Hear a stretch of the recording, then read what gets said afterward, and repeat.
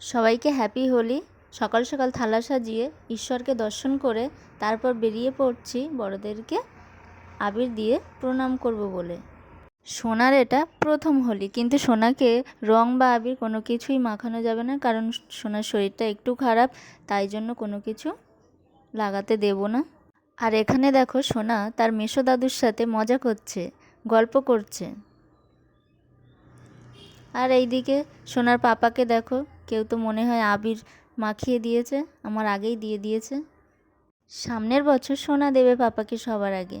আর এখানে দেখো ছোট বাচ্চারা রং খেলছে, রাস্তা দিয়ে যে যাচ্ছে সবাইকেই রং মাখাচ্ছে।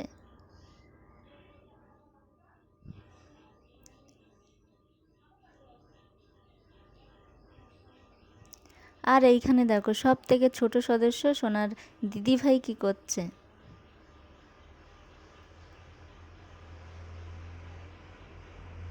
সোনা তো সোনার পাপাকে দেখে ভাবছে এটা আবার কেমন সাজগোজ। আর এদিকে আসছে সোনার মাসি ঠাম্মাম সোনার হার নিয়ে সোনাকে পরানোর জন্য। না না, এটা সোনার হার নয়, সোনাকে এমনি পরিয়ে দিচ্ছে। তারকেশ্বর গিয়েছিল তো সেখান থেকে এনেছে, তাই ওকে দিচ্ছে এটা।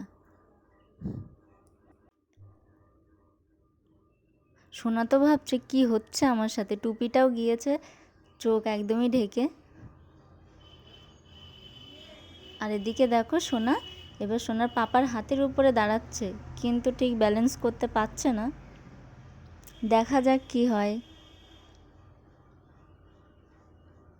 এই যে সোনা এবার দাঁড়াতে পেরেছে, কিন্তু সবাই রং মেখে ভূত হয়ে আছে, তো সেজন্য সবাইকে দেখে ভয় পাচ্ছে, ভাবছে এরা আবার কোন দেশের লোক, কেমনভাবে সেজে আছে, সেজন্য একটু কান্নাও করছে। সবাই সচেতন থাকুন, সুস্থ থাকুন। সবাইকে হ্যাপি হোলি।